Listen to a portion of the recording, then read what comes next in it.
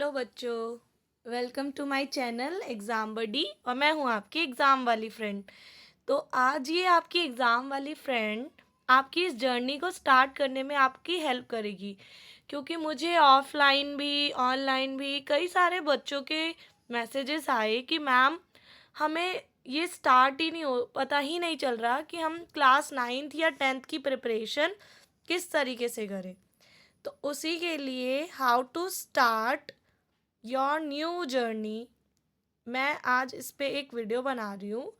इसको आप ध्यान से देखो और सुनो, आपको पता चलेगा कि आपको क्या करना है। क्योंकि आपका कहना ठीक है कि आप अभी जस्ट क्लास 9th से आए हो 10th में, या फिर 8 से जस्ट 9th में आए हो। हमें नहीं पता एनसीईआरटी को कैसे पढ़ना है, चाहे वो मैथ्स की हो, साइंस की हो, एसएसटी की हो या और भी सब्जेक्ट हो।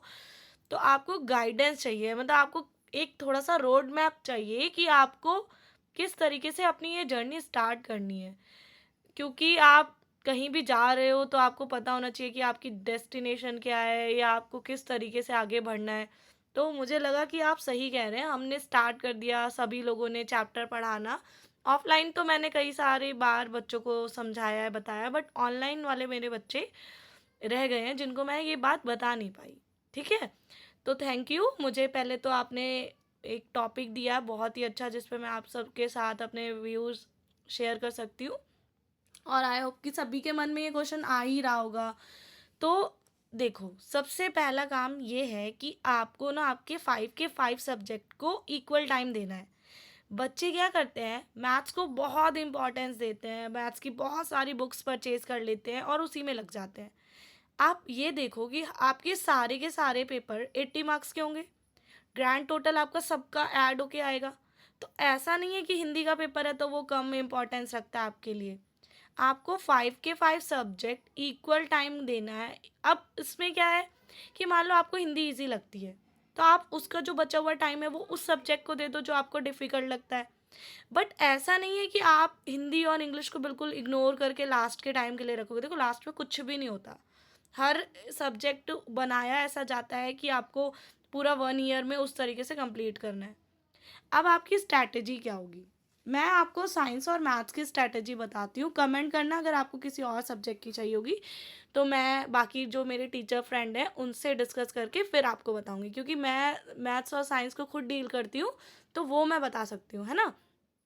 देखो, मैम आपके लिए वीडियो बनाने से पहले बहुत रिसर्च करती है, जो नहीं पता उन चीज़ों के बारे में भी ढूंढती है, तब वीडियो बनाती है। तो उसको लाइक शेयर करना आपका काम बनता है, और एटलीस्ट यूज़ करो, मतलब जो भी बात सुन रहे हो समझ रहे हो उसको अपनी लाइफ में लेके आओ। ठीक है, तो भी मेरे लिए बहुत है। क्योंकि देखो, मुझे अभी आपको पता ही है कि अभी ना तो इतने व्यूज़ मिल रहे हैं ना इतने सब्सक्राइबर हैं, तो मेरा कोई मोटिव ऐसा है नहीं कि मैं तभी अच्छा काम करूँगी जब मेरे सारा मुझे पैसा मिलेगा या कुछ भी फेम मिलेगा।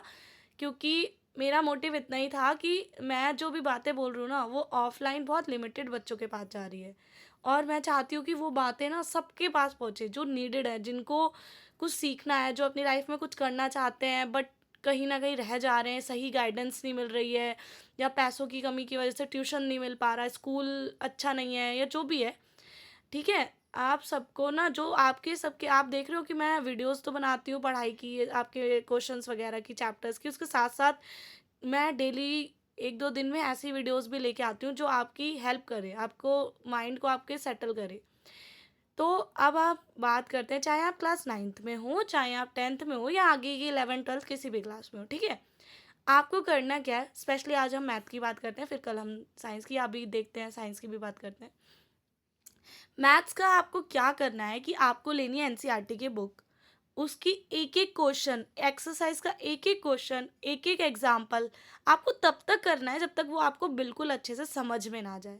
रटना नहीं है, पेपर एनालिटिकल आ रहा है, क्वेश्चन आएगा वही जो सिलेबस में है, लेकिन उसकी फॉर्म कैसी आएगी, वो वही। जैसे कल मैंने चैप्टर नंबर 1 के कुछ क्वेश्चंस लिखे हैं, देखो सारे क्वेश्चन आपकी बुक के ही हैं, बट उनका थोड़ा सा फॉर्मेट अलग है, थोड़ा सा उनका दिखने का तरीका अलग है। उसी में बच्चे होपलेस हो गए कि ये क्या है, ये क्या है, ये तो हमें नहीं आता। तो ये नहीं करना। अब इसके लिए ना देखो, मैथ्स की तो प्रैक्टिस है, अगर आपको कोई क्वेश्चन आता भी है ना, स्टिल आप लेसन 1 रिवाइज करो, फिर से करो, पूरी एनसीईआरटी को रिवाइज करो। उसके बाद आप आर एस अग्रवाल सॉल्व कर सकते हो, क्योंकि उसमें एक जैसे बहुत सारे क्वेश्चन हैं, इसलिए मैं अब बच्चे कहते हैं मैम आरडी क्यों नहीं बोल रही हो, आरएस क्यों बोल रही हो। मेरे को कोई भी बुक स्पॉन्सर नहीं करी हुई है मैंने, तो लेकिन मुझे आरडी आरडी भी अच्छी है, आरएस भी अच्छी है। मैंने तो अपने टाइम पे 5 to 6 बुक कंप्लीट करी थी। अब मैं ऐसे मतलब यूं ही नहीं बोल रही हूँ, करी थी मैंने। ठीक है, Rachna Sagar, Holy Faith, RS Agarwal, RD Sharma, sample paper, इतना मैं कर चुकी थी। मतलब क्योंकि मुझे तो मैथ्स का क्रेज़ था। अब ज़रूरी नहीं है सबको हो, और नीडेड भी नहीं है, ऐसा सबके साथ हो ज़रूरी नहीं है ना। तो आपको क्या करना है, सबसे पहले अपनी एनसीईआरटी को बेस बनाना है। एनसीईआरटी में जो टॉपिक है, मान लो आपने लेसन नंबर 1 में प्राइम नंबर, कंपोजिट नंबर के बारे में पढ़ा, आपको ना उससे रिलेटेड पूरी क्लैरिटी होनी चाहिए।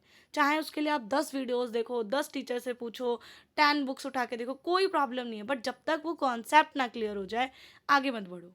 कोई इसमें महानता नहीं है कि मैंने 6 महीने में बुक खत्म कर ली, लो भाई ये हो गया वो हो गया। बच्चों को माइंड वॉश करते हैं टीचर्स की, 3 महीने में आइए हम सारा कोर्स खत्म करा देंगे।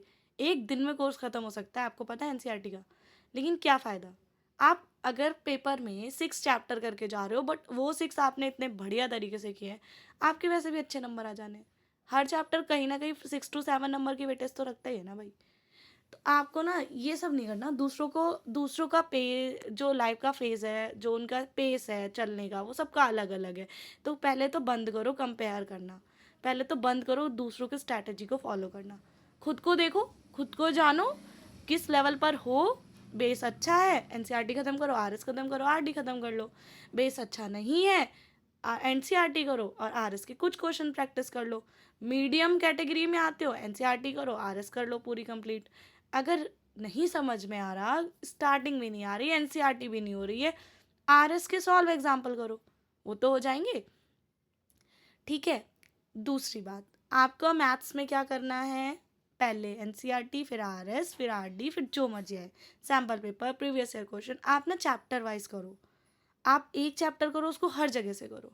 उससे ना आपका कॉन्सेप्ट क्लियर हो जाएगा। और आप ये बात समझो कि जो टाइम अभी है ना आपके पास, आपके हाफ ईयरली एग्ज़ाम से पहले, वो दोबारा नहीं आएगा। तो उतने टाइम में आपको ना कॉन्सेप्ट बिल्ड करना है। फिर तो आपकी स्पीड भी बढ़ जाएगी, थोड़ा नॉलेज भी आ जाएगी। आप आ चुके होगे 10th क्लास में, आपने बहुत कुछ पढ़ लिया होगा, तो आपको कॉन्फिडेंस भी आ जाएगा, समझ में भी आ जाएगा। अभी रिलैक्स रह के ये फॉर्मेट अपनाओ कि पहले एनसीईआरटी करो, फिर आरएस अग्रवाल करो, फिर आपको आरडी शर्मा करनी है या ओसवाल के क्वेश्चन करने हैं पीवाईक्यू, वो करिए। और प्लीज़ अपना टाइम ना वेस्ट मत करो। 4 बुकें लेके बैठे हो, कंफ्यूज हो रहे हो, एनसीईआरटी इग्नोर करी हुई है, वीडियोस देख रहे हो। खाली देखो, मैथ्स तो नहीं आएगी, देखने से मैथ नहीं आएगी, करो। जितना प्रैक्टिस करोगे उतना बेटर है। अब बात करते हैं हम साइंस की। क्लास 10th की साइंस और 9th की साइंस, तीनों 3 पार्ट में डिवाइडेड है, फिजिक्स, केमिस्ट्री, बायो। आपको जो सब्जेक्ट, इन तीनों में से जो सब सब्जेक्ट आपको इजी लगता है, उससे स्टार्टिंग करो। थोड़ा सा अपने आप को पहले रोड पे लेके आओ, है ना। रोड इन द सेंस की जो आपकी जर्नी है उसकी रोड पर। अब ये मत बोलना मैम ने बोला सड़क पे आ जाओ, ठीक है। कभी बुक लेके सड़क पे बैठे हैं, ऐसा नहीं करना है। आपको क्या करना है, अपना माइंड डेवलप करना है कि आपको रीडिंग कैसे करनी है। अब देखो, एनसीईआरटी को मैं साइंस की सजेस्ट नहीं करती, क्योंकि उसको पढ़ने के लिए आपका लेवल बहुत हाई होना चाहिए। बेकार बुक नहीं है, बहुत अच्छी बुक है, बहुत कम पेजेस में, बहुत कम वर्ड्स में बहुत कुछ सिखा रही है। बट उसके लिए आपको ना कैपेबल होना चाहिए उतना कि उस लेवल पर जाकर आप चीज़ों को समझ पाओ।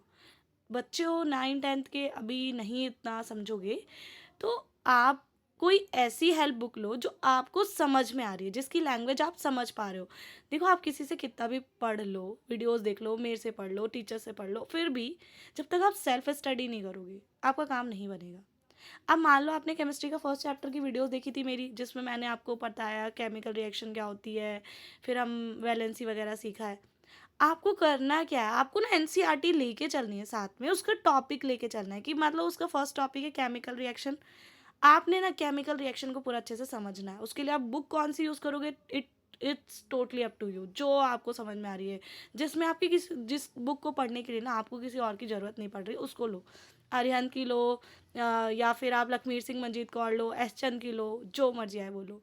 ठीक है, ऑल इन वन लो, जो आपको अच्छी लगे। अब करना क्या है, उस चैप्टर में एनसीईआरटी में टॉपिक था ना केमिकल रिएक्शन, आपको वो पूरा आ जाना चाहिए। फिर केमिकल इक्वेशंस आएगा, उसमें आपको पता है वर्ड्स में आपको फॉर्मूले लिखने हैं, तो उन फॉर्मूलों को आप ना नोट करते चलो। आप अभी स्टार्टिंग में हो, ये मत सोचो कि आपको बुक खोलते ही चैप्टर पढ़ते ही सब याद हो गया, सब आ गया, नहीं होगा भाई। बहुत टाइम लगेगा इन चीज़ों को करने में। तो आपको करना क्या है, आपको पढ़ना है, समझना है, जब तक समझना है फिर से पढ़ना है, लेकिन लर्न करने के पीछे नहीं भागना, अभी तो बिल्कुल नहीं। है ना, कि मुझे ये आ ही जाए, मुझे ये क्वेश्चन बिल्कुल आ जाए, मुझे ये सारा याद हो जाए, ऐसा नहीं होगा, जादू थोड़ी ना होगा, प्रैक्टिस से आएगा। आपने एक बार किसी चैप्टर को पढ़ा, आपको 30% याद हुआ, समझ में आया, फिर से पढ़ोगे 50% आएगा, फिर से पढ़ोगे और आएगा, जितनी बार रिवाइज करोगे उतना ज़्यादा आएगा। आपको करना क्या है, देखो जिन चीज़ों को आपको लर्न करना है, चाहे वो फॉर्मूले हो, एसएसटी का आपका डिटेल्स हो, है ना, या फिर आपकी मैथ्स की हो, या फिर आपका साइंस के फॉर्मूले हो, आप ना उसको नोट करते चलो, नोट करते चलो, पेस्ट करते चलो दीवारों पे अपने घर की, मतलब ठीक से मम्मी से पूछ के, है ना, मुझे मत पिटवाना। वो वाले जो होते हैं ना, जो रिमूव हो जाते हैं पेपर्स या ग्लूज, वो वाले जो होते हैं जो वॉल को ख़राब नहीं करते, उनको यूज़ करो, घर भी बचा रहेगा। मैंने पता है क्या किया था, मैंने साइंस यूज़ करी थी। मेरे रूम में ना अलमीरा के अलावा कुछ नहीं होता कभी भी, अभी भी यही है, अलमीरा और बेड है और मैं हूँ बस, है ना, बुक्स है और बाकी। तो मैं पता है क्या करती थी, मैग्नेट लेती थी और पेपर को अलमीरा की डोर पर लगाती थी, क्योंकि मेरी आयरन वाली अलमीरा अलमीरा थी, अभी भी वही है। तो मैं ना मैग्नेट लेती थी और पेपर को पेस्ट करती, मतलब पेस्ट क्या, स्टक कर देती थी उस पर। जब मुझे वो लर्न हो जाता था, हटा देती थी। इससे घर वालों को भी कोई दिक्कत नहीं होती थी और मेरे को भी ना मज़ा आता था कि हर दिन मैं पेज बदल रही हूँ, चेंज कर रही हूँ। और क्योंकि मुझे हो जाता है, मेरी मतलब अच्छी सही थी लर्निंग पावर, अब थोड़ी थोड़ी ख़राब होती जा रही है, बट कोई नहीं, एज के साथ साथ तो सब कुछ होता है ना, नॉलेज बढ़ती है तो वो जो रोटिंग पावर होती है ना, वो ख़त्म हो जाती है इंसान की। तो ये करो, मतलब आपने कोई फॉर्मूला पढ़ा, आपने पढ़ा सिल्वर क्लोराइड का क्या फॉर्मूला है, आप उसको रटने के पीछे मत पढ़ो। आपने एक पेन से लिखा, उसके सामने सिल्वर क्लोराइड और उसके सामने लिख लिया, सामने चिपका दिया,